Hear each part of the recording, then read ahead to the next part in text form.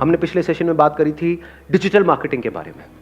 अगर हमको digital marketing आती है तो हम किसी रिमोट एरिया में भी बैठ करके पूरे वर्ल्ड को कैप्चर कर सकते हैं। अब कैसे करना है उसको आज डिस्कस करते हैं।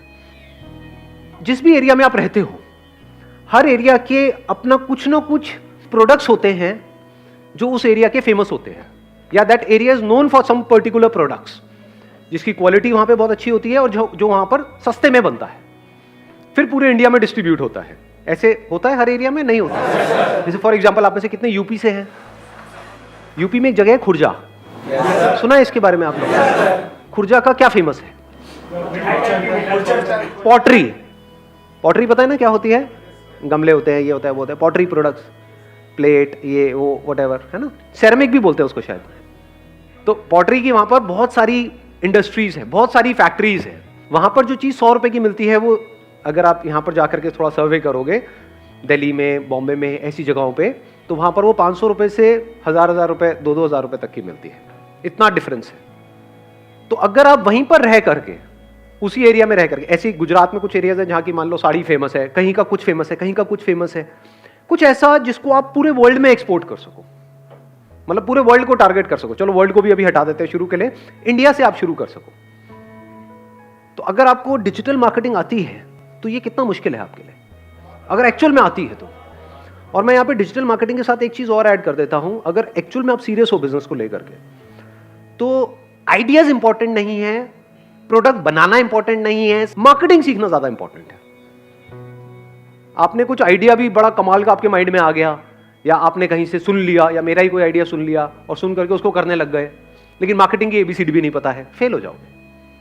तो marketing is more important than manufacturing.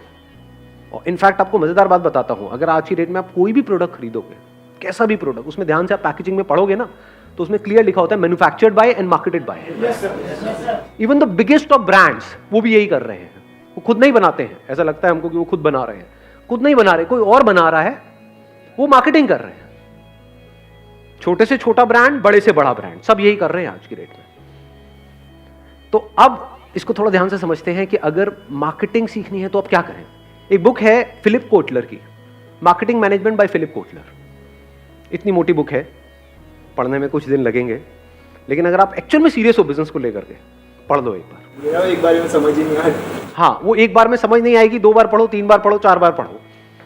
पढ़ने में कुछ जा तो नहीं रहा है ना। और किस लिए पढ़ रहे हो? कोई एग्जाम देना है जाकर के, कहीं से नंबर आएंगे, या कोई आपको नंबर देने वाला है? किस लिए? कि भाई बिजनेस करना है तो मार्केटिंग आनी ही चाहिए, आपका माइंड मार्केटिंग माइंड होना चाहिए।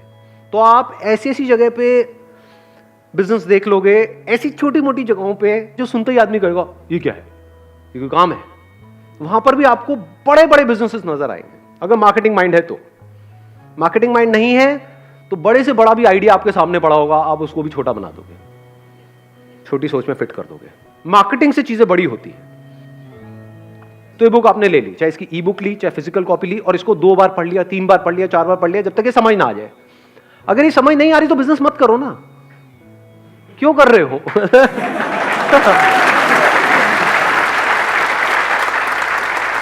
अब 2 बार पढ़ो, 3 बार पढ़ो, 4 बार पढ़ो, जब समझ आ जाए, मान लो 1 महीना लगा इस प्रोसेस में, तब सोचो बिजनेस करने का। अब कहो कि हाँ यार मेरे को फंडे तो समझ आ गए, फंडामेंटल्स मतलब थ्योरी समझ आ गई है बिजनेस की, अब प्रैक्टिकली करना है। तो पहले आपने वो बुक पढ़ी, उसके बाद में डिजिटल मार्केटिंग को सीखा, अब वो भी आपको अच्छे से समझ आएगी, क्योंकि मार्केटिंग इज मार्केटिंग। समझ गए ना, बेसिक फंडामेंटल सेम है, बस मीडियम अलग है। सो अब आपने क्या किया, आपने कहा कि मेरे एरिया का क्या यहां पर ऐसी चीज है जो फेमस है, प्लस सस्ता है, प्लस इसकी ऑल ओवर इंडिया में डिमांड है। ऐसा भी ना हो कि आपके एरिया में कोई चीज बनती है खाने पीने की, लेकिन और जगह पे उसमें किसी का कोई इंटरेस्ट ही नहीं है, या फिर अगर वो बनती भी है तो वो बनते ही 2 घंटे पे खराब हो जाती है। अब आप कहोगे मैं इसको पूरे इंडिया में करूंगा, तो तब तक तो भाई काम हो जाएगा। तो आपको क्या करना है, ऐसा कोई प्रोडक्ट ढूंढना है जिसको आप भेज भी सको। अब पॉटरी में क्या प्रॉब्लम आने वाली है, जैसे ही आप उसको कुरियर करोगे, there is a strong possibility वो टूटेगा। तो आपको यहां पे इस बिजनेस में सबसे पहले क्या फिगर आउट करना है, पैकेजिंग। साड़ी में ये प्रॉब्लम नहीं है, सूट में, लहंगे में, इन सब चीजों में ये प्रॉब्लम नहीं है, बट इसमें तो है ना। तो पैकेजिंग को आपको फिगर आउट करना है, और वो फिगर आउट करना कोई बहुत बड़ी बात नहीं है, उसमें दिमाग दौड़ाना है कि कैसे मैं थर्मोकोल लगा करके ये वो इतना मोटा लगाता हूं। तो उसमें थोड़ा एक्सपेरिमेंट करके भी देख सकते हो। कुछ पैक किया, यहां से किसी को, अपने किसी रिलेटिव को कुरियर किया, जैसे मान लो वहीं पे रहते हो, यूपी में, मेरठ में, या वहाँ पे कहीं भी आप रहते हो, तो वहाँ से आपने कहीं किसी को कोरियर किया, फिर पूछा फ़ोन करके, दिल्ली में, बॉम्बे में आपके रिलेटिव्स रहते होंगे, इसको क्या बोलते हैं, R&D, मतलब रिसर्च एंड डेवलपमेंट, समझ गए? आपने अलग अलग तरह की पैकिंग करके भेजा, उस पर नंबर लिख दिया 1 2 3, आपने पूछा अच्छा कौन सा सबसे बेस्ट कंडीशन में आया है, कौन सा टूट गया है, तो आपने जब ये R&D कर लिया और आपको कॉन्फिडेंस आ गया है कि मैं इस तरीके से भेज सकता हूं, अब आप क्या कर सकते हो, एक वेबसाइट बना सकते हो, क्योंकि डिजिटल मार्केटिंग आती है आपको।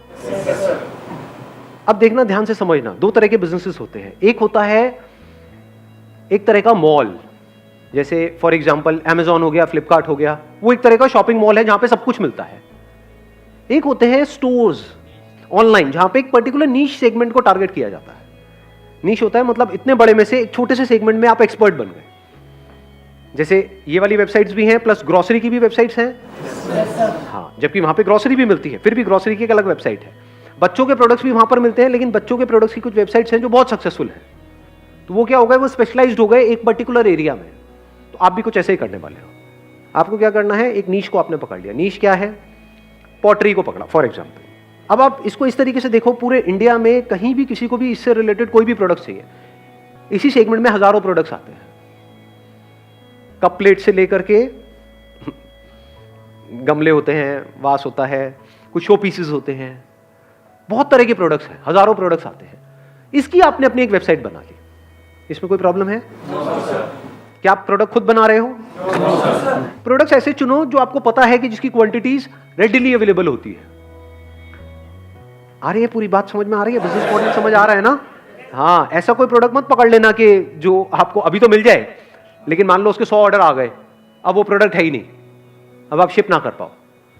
तो ऐसे प्रोडक्ट्स होने चाहिए जो आपको पता हो कि सबसे ज्यादा जो चलने वाली आइटम्स है, जो आपको पता है पिछले कई सालों से बन रही है और आगे भी बनती रहेगी, वो आप पहले ही उससे रिटेलर से पूछ लेना।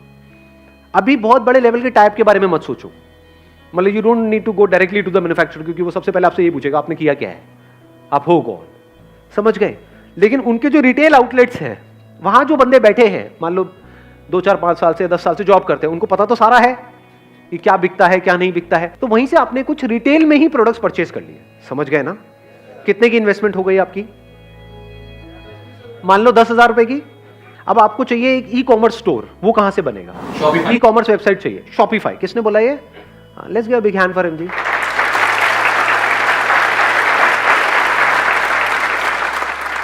Shopify is the best platform अगर आपको अपनी वेबसाइट बनानी है या एक ई कॉमर्स स्टोर बनाना है।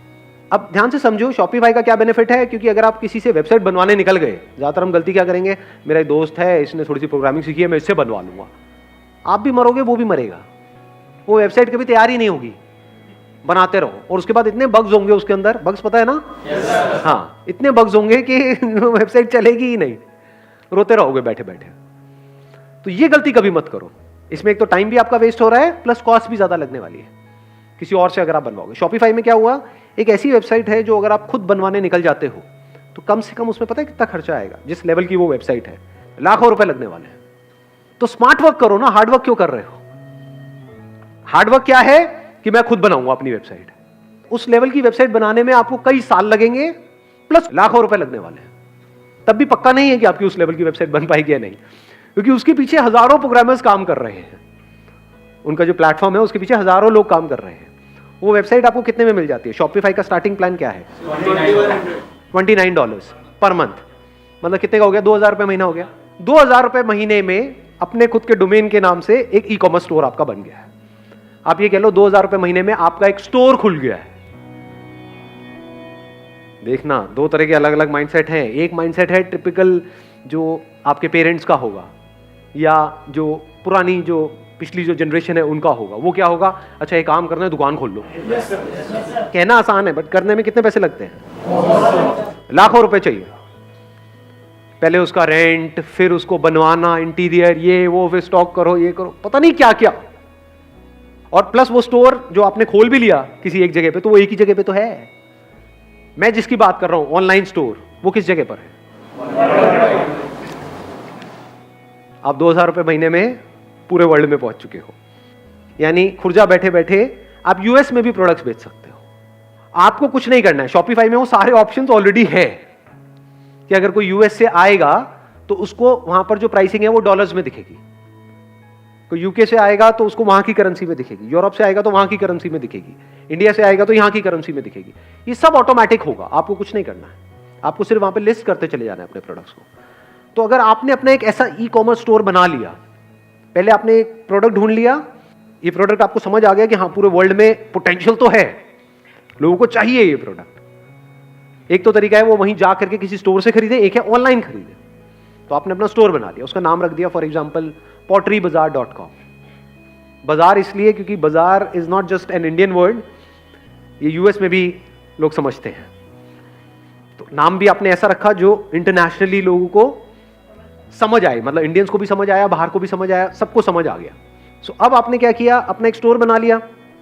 उस स्टोर में आपने क्या किया, कुछ प्रोडक्ट्स खरीद लिए। एक तरीके से वो आपके पास में बेसिक स्टॉक हो गया कि अगर एकदम से एक प्रोडक्ट का ऑर्डर आ गया तो वो तो आपके पास ही पड़ा है, वो आपने एज इट इज दे दिया। 50 प्रोडक्ट्स भी लिया, ऑन एन एवरेज 200 रुपए की भी आपको कॉस्ट आई, तो कितनी की इन्वेस्टमेंट हो गई? 10,000 की हो गई इन्वेस्टमेंट। ठीक है, तो 10,000 की आपने खुद इन्वेस्टमेंट कर दी। अभी क्यों कर रहे हो अपनी जेब से? ताकि जब आप जाओ किसी मैन्युफैक्चरर से मिलने तो उसको कोई दिखाने के लिए भी तो होना चाहिए ना, समझ गए?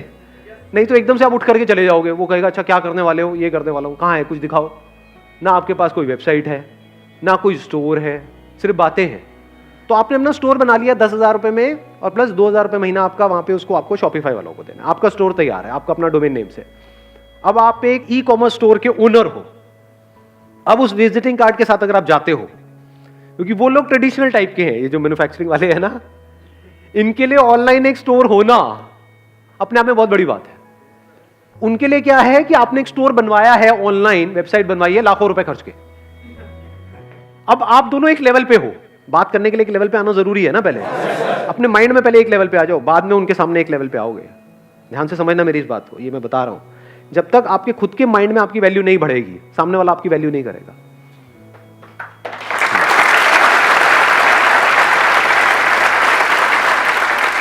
आप कौन हो? आप फाउंडर एंड सीईओ हो पॉटरी बाजार के।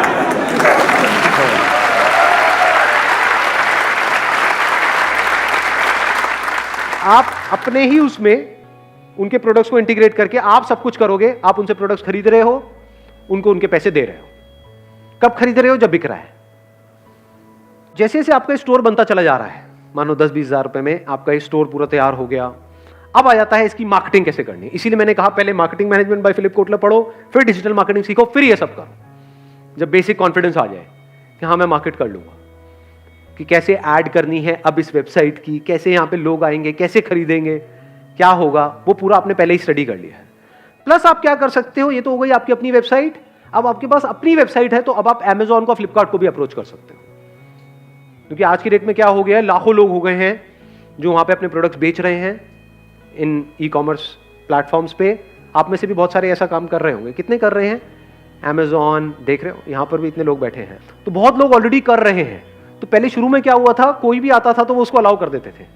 आज उनके भी अपने नॉर्म्स स्ट्रिक्ट होते चले जा रहे हैं, अब वो हर किसी को नहीं लेते हैं। But if you have your own e commerce store, अब अगर आप इन लोगों को अप्रोच करते हो, Amazon को, फ्लिपकार्ट को, तो अब आप एक लेवल पे हो, तो वो भी आपको सीरियसली लेंगे। बिना किसी ऑनलाइन स्टोर के आप वैसे ही उनसे बात करते हो तो वो आपको ऐसे देखेंगे कि हाँ ठीक है, हमको हजारों लाखों लोग अप्रोच कर रहे हैं, आप भी उसी में से एक हो। बट अगर आपके पास में कुछ है, कुछ इंटरेस्टिंग, तो वो आपको सीरियसली लेंगे। आप समझे मैंने क्या बोला है? तो आप खुद भी डायरेक्टली भी कर रहे हो अपनी वेबसाइट के थ्रू पूरे वर्ल्ड में, प्लस इनके थ्रू भी कर रहे हो। प्लस अगर विजन और बड़ी है तो ebay.com को भी आप अप्रोच कर सकते हो।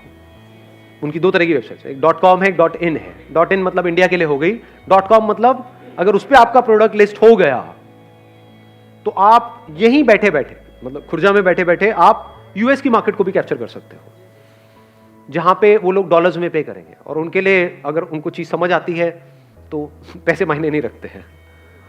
अगर एक प्रोडक्ट आपको मान लो $1 का पड़ रहा है और वो आपने $10-20 का भी बेच रहे हो तो कोई बड़ी बात नहीं है। और कितना बिक सकता है उसकी कोई अपर लिमिट है ही नहीं। और ये सब जो मैं कह रहा हूं ना, ये मत समझना ये सब थियोरेटिकल है, लोग ऐसा कर रहे हैं। बहुत लोग इंडिया में ऑलरेडी ऐसा कर रहे हैं, लेकिन किसी को पता नहीं है, क्योंकि कोई किसी को बताता नहीं है।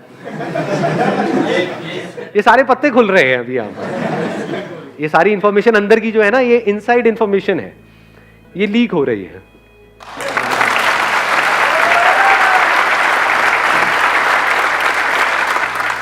अब ये बिजनेस मॉडल समझ आ गया है?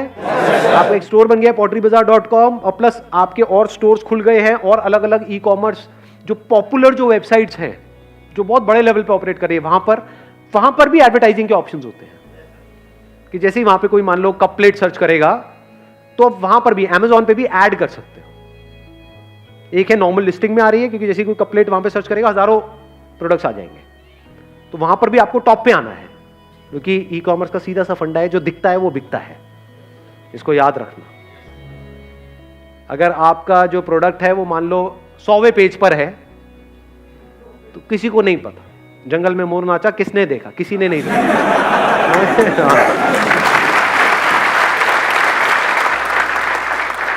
तो यहां पर आपको डिजिटल मार्केटिंग काम आने वाली है क्योंकि ज्यादातर लोग क्या करते हैं अपना स्टोर तो खोल देते हैं, फिर किसी ना किसी को हायर करते हैं अपनी मार्केटिंग करने के लिए। अब जिसको हायर करेंगे वो और भी 20 बंदों का काम कर रहा है, तो वो ज्यादा एफर्ट लगाएगा या आप खुद करोगे तो ज्यादा एफर्ट लगाओगे। समझ गए ना स्ट्रेंथ? इसीलिए मैंने शुरू कहां से किया था, मार्केटिंग, डिजिटल मार्केटिंग, और फिर अब आप इस पूरे डिजिटल वर्ल्ड को कैप्चर करते चले जा रहे हो। यहां पर लोग ऑलरेडी इस बिजनेस मॉडल के थ्रू कितना कमा रहे हैं, कुछ आइडिया है? महीने का कितना कमा रहे हैं? लाखों और करोड़ों। मैं कमाई की बात कर रहा हूं, सेल की बात नहीं कर रहा हूं। लोग ये जो बिजनेस मॉडल मैंने आपको बताया है इसके थ्रू लाखों करोड़ों रुपए ऐसा नहीं कमा सकते हैं, हजारों लोग ऑलरेडी कमा रहे हैं। और पूरे वर्ल्ड की बात करूं तो लाखों लोग महीने के लाखों रुपए इसके थ्रू कमा रहे हैं। तो किसी का दिमाग बंद होगा तो वो क्या कहेगा, मुश्किल है। दिमाग खुला होगा तो वो क्या कहेगा, अरे जब लाखों कर सकते तो मैं नहीं कर सकता क्या, मैं इतना क्या गुजरा हूं क्या।